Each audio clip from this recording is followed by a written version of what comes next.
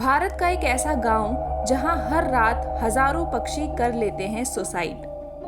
शाम होते ही विचलित होने लगते हैं सारे पक्षी।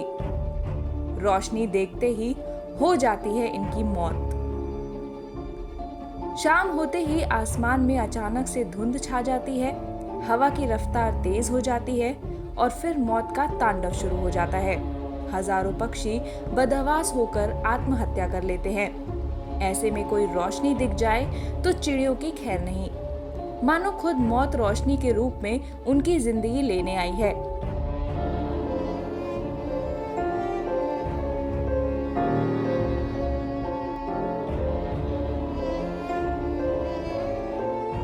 हेलो दोस्तों, मैं हूं अनुष्का और आज मैं आपको ऐसी जगह के बारे में बताऊंगी जहां हर रात हजारों पक्षी सुसाइड कर लेते हैं।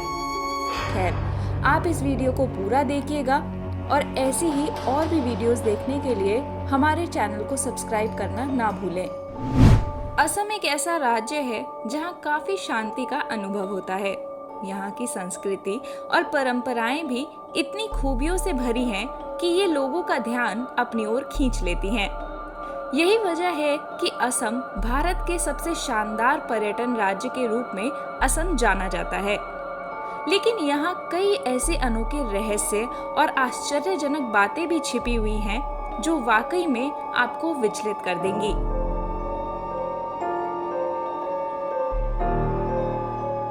दरअसल असम के दिमा हासो जिले में एक छोटा सा गांव है जतिंगा। लोग इसे जतिंगा घाटी के नाम से भी जानते हैं। ये जगह पक्षियों का सुसाइड पॉइंट माना जाता है। वैसे तो इस जगह में शांति रहती है, लेकिन सितंबर महीने से यहाँ मौत का खेल शुरू हो जाता है। शाम के 7 बजते ही घाटी में चीजें बदलने लगती हैं। आसमान में गहरा धुआं छा जाता है।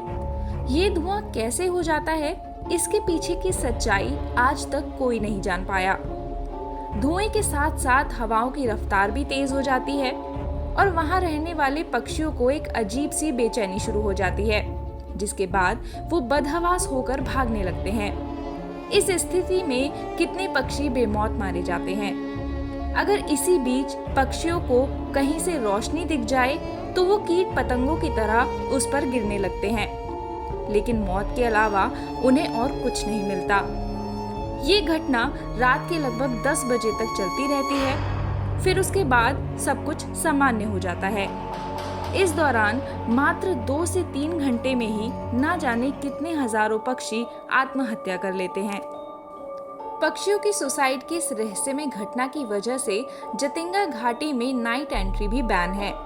आत्महत्या की इस दौड़ में स्थानीय और प्रवासी चिड़ियों की 40 प्रजातियां शामिल रहती हैं। कहा जाता है कि यहाँ बाहरी प्रवासी पक्षी जाने के बाद वापस नहीं आते।